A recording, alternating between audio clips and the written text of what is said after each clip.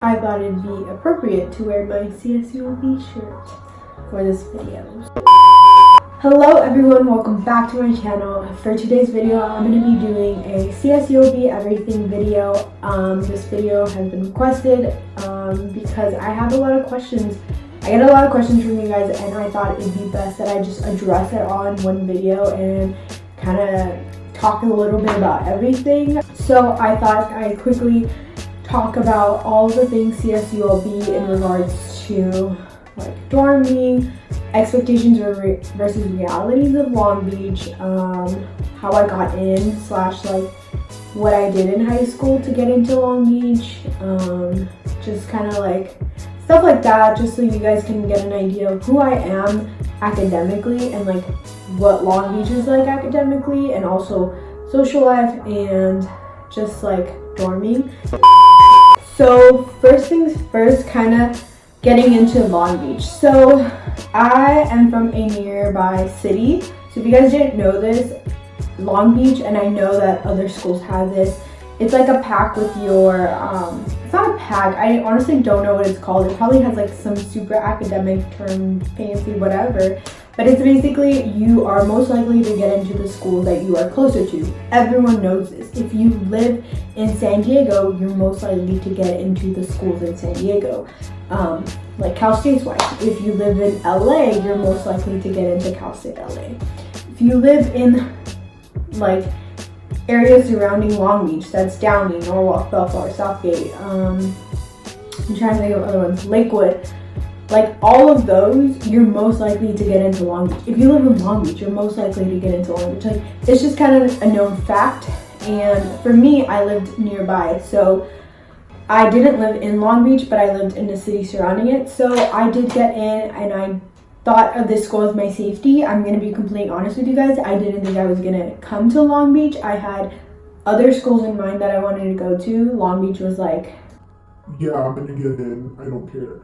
And I don't mean to sound snobby, and if I do sound snobby, I completely 100% understand, because that really was my mindset. My mindset has changed completely, and I'll talk about why.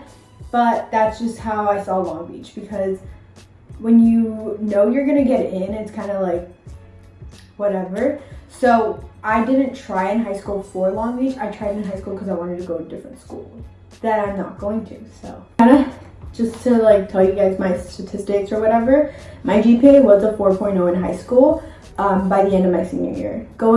Applying into Long Beach, my GPA was a 3.9 cumulative, I think. I can't remember what it was.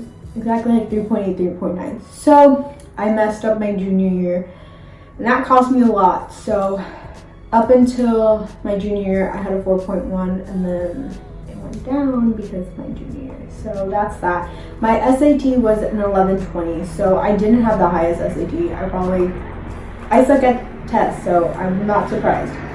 And so another thing is that I'm part of the Beach Pledge program. So the Beach Pledge program is essentially like a program where you are projected to graduate in 4 years. So they would do everything to have you graduate in the shortest amount of time, or like 4 years exactly. So your advisor will work with you, give you classes that will essentially direct you towards the right pathway. And so like, if let's say for example I'm a business major, so my advisors will do like, okay, it's best if you take your accounting this semester and then you push your stats into next semester, like so you can kind of curate that pathway to get as many GEs like wrapped up, so that you can finish your GEs and then you can focus on your like upper division courses. So I don't know if that's making sense, but I'll dive into more like courses and stuff like that later on in this video. But that's essentially what I'm in. You are committing to Long Beach for 4 years, which was a huge commitment for me, because I thought I would transfer out. I thought I would go to USC or Loyola Marymount University and not see Long Beach again, but my mindset has changed since I've been here for a year. So my first semester in Long Beach, I had a 3.8. I would have had a 4.0, but one of my classes was a no credit class. So essentially, if I go to my advisor and I ask him to give me like a letter grade, I will have a 4.0, but honestly, I don't really care. So I was part of like the vice president's honor society, something like that, and now my second semester I'm part of the president's honor society. I'm not quite sure the presidential honors list or something like that. So I ended second semester with a 3.9, so that's kind of like what my GPAs look like. I'm super motivated to do good in school, like do well in school.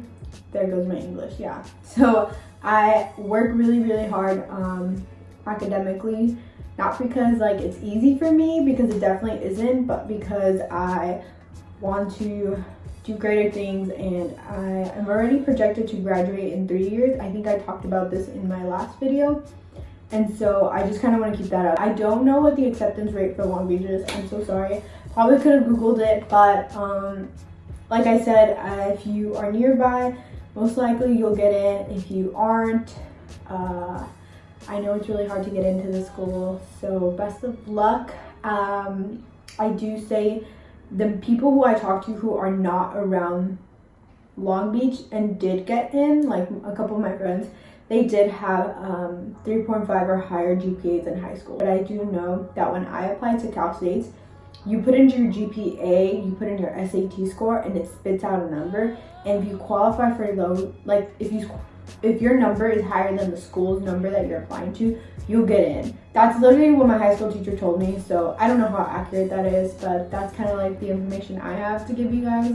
Next up is dorming, which will probably be the majority of this video because that's the most questions I get. I get questions about like just everything dorming because like I said, I work for housing. I said it like in every freaking video. So to start off, this is like where I really gotta pull out my notes. There's 3 residential halls. Now I'm gonna sound like I'm doing my job. So when I would give tours, I did. Oh, there's 3 residential halls. There's Parkside, Beachside, and Hillside. Parkside is essentially for the freshmen. We really want to build a community for you guys and make sure that you guys are involved with your community in the sense of you get to be around people going through the same things as you. So if you don't know what you're doing in classes or anything like that, you can ask your roommate, or if you have your roommate with someone with the same major, you can always bounce off ideas in the sense of schedules and for the next semester, or you can also just get to know a different major in case you want to transfer to like a different college, if you will. It sounds so scripted. I would say it so much, but anywho, then there's Hillside. So Hillside, I would usually point and be like, it's up to the hill. Hillside is essentially for transfer students and also returners. So you do have freshmen who can dorm in all 3 residentials, but we recommend the Parkside because we do prioritize the freshmen there. Then with Hillside, the other thing that's so cool about it is that you have iHouse. So iHouse is international housing. So international students get placed with American students in the sense so that they can get familiar with the atmosphere, the American culture, and then you can also be exposed to different cultures, which is really cool here with our diversity in Long Beach. So then there's Beachside. So Beachside is the off-campus option, and then you also get a shuttle that gets you from Beachside to Long Beach and like different stops in Long Beach. So yeah, that's kind of like what Beachside is, but you are in a newer like dorming building. So yeah, and then there's a housing office that's like next to Parkside. So every single one of these residential areas has a dining hall and has a service center. So I work at the Parkside Service Center, then there's Hillside Service Center, and then Beachside Service Center. There's an oh, I didn't actually include this in my notes, but I just popped it up. So you have your RC, so they're residential coordinators, and they are basically there for academic purposes, conduct purposes, and also like building a community. So you do have those advisors. They're basically graduate students who are here and they're trying to get back to Long Beach. And those are also in the service center. In the service center, RAs work and SAs work. So SAs are student assistants, RAs are residential, I don't know what they're really called, their title, but they're called residential advisors, residential assistants. I think it's advisors. I have no idea. Anywho, so the service center is for packages, mail, vacuums, board games.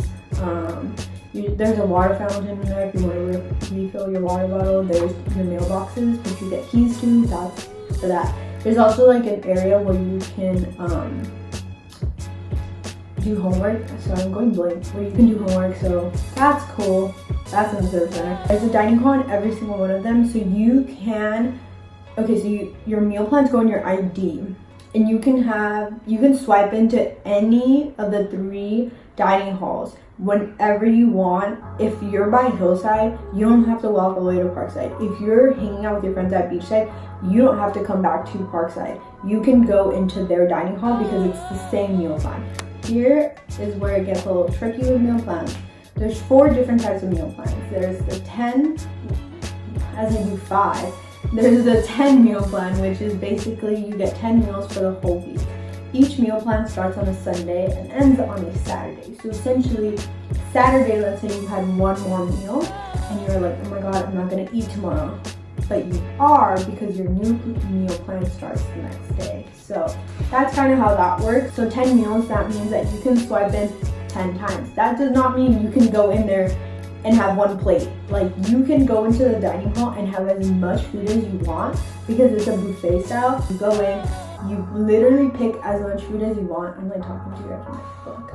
You guys can pick as much food as you want, and then you can literally stay there for hours. You also have to-go boxes. So with to-go boxes, you guys get these 2 coins. One's a black one, one's a yellow one. So one is for a drink and one is for a actual box. So the box, you can stuff as much food as you want and then take that to your room, or take it to class, or take it to, I don't know where else you would go. Or you can also get a drink with that, so you can fill up the to-go cup, as I was saying about the meal plan. So then there's the 210, which is the 210 meal plans, which means that it's about 14 meals a week. And then there's 19, which is 19 meals a week. And then there's the 7-day all access, which is all you can eat any day. You just go in, you go out, you come back in. You literally just eat there all the time. So if you got that money, you get the 7. But if you don't have that money, you get the 10. The dining hall, I do want to say that it's open from 7 to 8:30 p.m. All dining halls, I do believe. And then the service centers are usually open from 8 to 10:30 p.m. No, to 10. I should know that because I work there. Another thing about dorming, you don't get a car. As a freshman, you have to take the bus everywhere, Uber everywhere. If your friend has a car, that's great. If you bring your car and just park it on the street, don't be surprised if you get a ticket one day, because you do. Residential advisors, there's 1 in every floor. RAs are in charge of the floor, and they can be either a girl or a boy or whatever. It doesn't matter. And then your RAs are responsible for emergencies, roommate issues. Literally, they're in charge of you, but not in charge of you. They just kind of tell you the rules. They're like the middle person for big housing office and you. They tell you procedures that are gonna happen for winter, for winter break. They'll tell you oh, you have to be out at this time, blah blah blah. They're just the middle person basically. They set the rules for you, so they tell you you guys can't do this, this, and this, but you guys can do this, this, and this. Or this is what I'm like. You guys can come and talk to me about this. This is my major. If you want to talk to me about school, you can. If you want to just hang out, you can. Or some of them be don't talk to me. I'm just your RA. So it really depends on your RA and what they're like. I'm not going to talk about my RA just because yeah. But so the RAs for me, they my RA was my RA. But other RAs from other buildings, to me, they were my coworkers because I would work with them.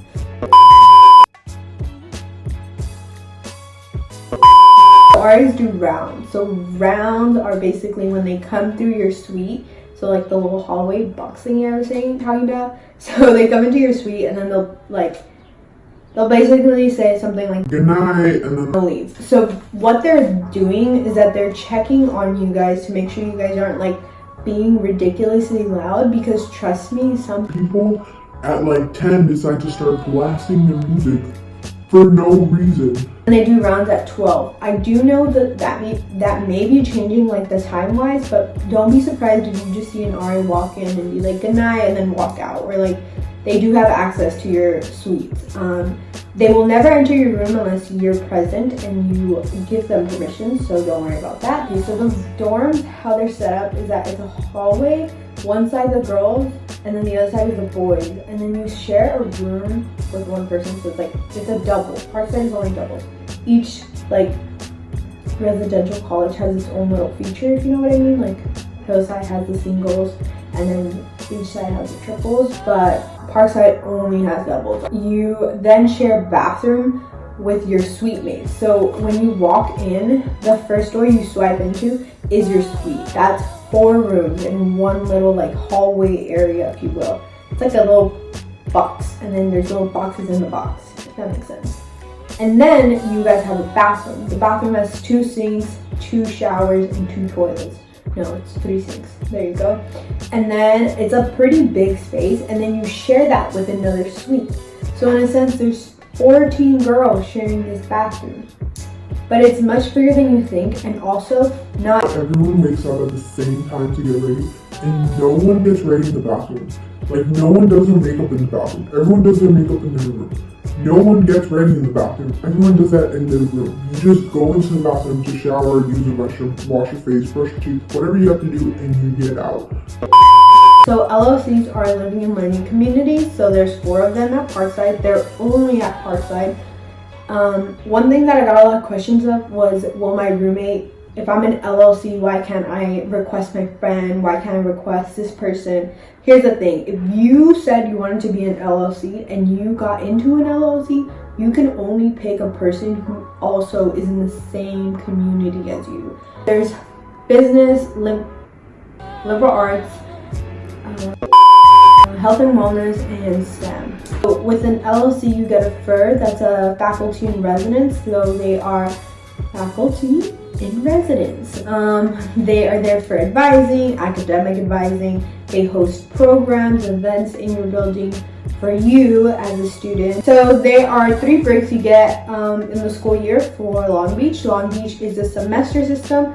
So you get Thanksgiving break, which is Thanksgiving week. Winter break, which usually starts around like December 20th, and then you end January 20 something. It's a month basically. And then spring break is just 1 week. When you leave, this is only for dorming. When you leave, you can leave all your stuff in your room. You don't have to move everything. That's what a lot of people think that you do, but you don't. Like, that would be unnecessary. Another thing is that you will not have access to your rooms once you leave. So take everything you may need. So academics, so as a freshman you get SOAR. SOAR stands for something. I don't know what it stands for, but it stands for something. And you get to pick your classes there, you get a tour of the campus, you get all this crazy cool stuff and all this information that you get in regards to your major, into your college. So you'll get your information about your prerequisites and how many units you need to declare your major. So you need 60 units to declare your major, and then you have to take your prerequisites to declare your major, and each college has a specific GPA you are required to have in order to declare your major. So for the College of Business, it's a 2.5 GPA, if I'm correct. Don't quote me on that. And then you also need to take your prerequisites of Accounting 201, Accounting 202, Statistics 118, I believe, Math 115, Econ 100, and Econ 101. So those are the business ones. So once you've taken those, you can go on and declare your majors. Some professors are terrible. Some professors are great. Use Rate My Professor. It's there for a reason. Look up all your professors before you click yes to your schedule. You can change your schedule, but it's tedious to do. So wait until the first week don't buy them from the bookstore. The bookstore is your last resort. Don't ever go to the bookstore for your books. I bought books from Barnes & Noble used for $6. I bought them like PDF form for $14. Expectations versus reality about Long Beach. Are dorming, so that means everyone in the school is dorming? No. 60% of the school is commuters and only 30% is dorming. No football team, so we don't have a football team, but we do have D1 athletics. So our volleyball team is amazing. Is that we just got a new mascot, so we're now the Sharks. Yeah, so we're the Sharks. That's all it really is. It was a whole debate this year. Some people wanted us to be giraffes, and we would be called the long necks, and that was just not it. Some people wanted it to be like sand, which made sense, but not sense. Like, the thing, 8 a.m.s are different for everyone. If you dorm, 8 a.m.s are not your friends. If you don't dorm, 8 a.m.s are not your friends. If you're a morning person, 8 a.m.s are your friends. You get where I'm going at? It's different for everyone. So you pay for everything in college. That's something that, like, I wish I knew. Pay for everything. Scantrons, you literally pay for your grade. Like a Scantron. Like I have to pay to take my test, is what you're telling me. I have to pay to access the stupid homework to get a grade. Like, you're paying for your grade the whole time. It's hard to make friends if you don't dorm. That's just something that people don't realize. So don't be surprised if you're a commuter and you're trying to make friends, but the people you make friends with are dorming. I think Long Beach is a grandma city. Oh my goodness. They close everything at like 8. They're insane. No, I'm just kidding. It's a grandma city. So it closes really early. That's just what it is.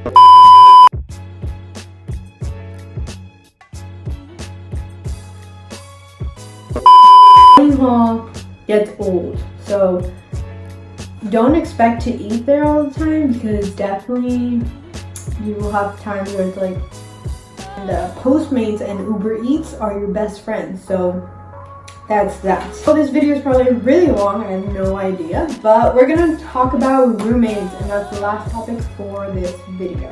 This is my little spiel about roommates. You are different from the other person.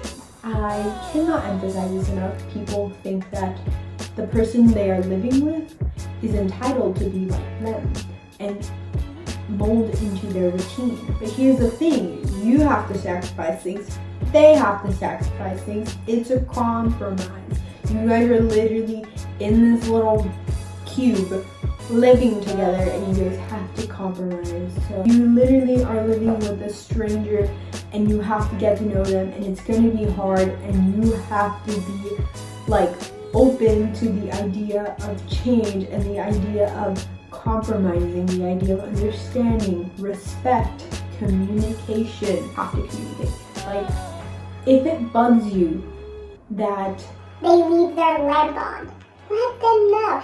Hey, when you're done using the lamp, could you just turn it off? Like, it bugs me, I can't go to sleep, whatever. I don't know, just communicate. Even if you think it's dumb or it's like something that shouldn't bug them, you'd be surprised how many things bug a person. So just communicate about it. They're not going to be your best friend. My roommate was not my best friend. Your roommate is a different relationship from your friends. So like, here's the thing, you're going to be living with them. You're going to see them every day. You're going to say good morning to them sometimes. You're going to say good night to them sometimes. You're going to be like, hey, I'll be right back sometimes. But with your friends, you're just like, peace out, Girl Scout. I'll see you later. I'll text you when I can. But with this person, you're seeing them all the time. So you will get annoyed sometimes. You will get irritated sometimes. You will sometimes go to them for comfort. Sometimes you will make the craziest, most amazing memories with them. Your relationship with them is so unique that it's not like any friend, if that makes sense. Like my roommate, my old roommate, now I can talk to her literally about anything and everything because she's seen me in my pajamas and she saw me with like the worst amount of like ugliness you can see me in, and she saw everything. Like, she literally was living with me for a whole year. Your roommate does not have to be your only friend. You can make other friends. Like, you don't stick to your roommate because you're gonna make them feel like they're suffocated because they're like, I already live with you and now you're like stuck to my hip. But if you guys get along so well and you guys just always want to hang out and go right ahead, that's cool too. It's not like they have to be your best friend or they have to be your friend. Like, they can just be your roommate. Like, oh, he's my roommate, that's it. Like, we're cool. Yeah. Respect each other. Respect is the golden rule. You heard it in elementary school. I'm here to say it again. Respect them, respect their beliefs, respect their space, respect their customs, their traditions, their whatever. Respect them as a person, and you will be respected back. If you don't feel like you're respected back, let them know, let your RA know, let someone know, but don't hold it in because it will cause a greater problem, and at the end of the day, it will be this huge mess you don't want to deal with. So that's all I have to say about roommates. So that's all for today. That's all for my whole Long Beach spiel. That's all I have to say about Long Beach, really. If anything pops up, I will talk about in the description, or you guys can continue DMing me, or you guys can continue commenting.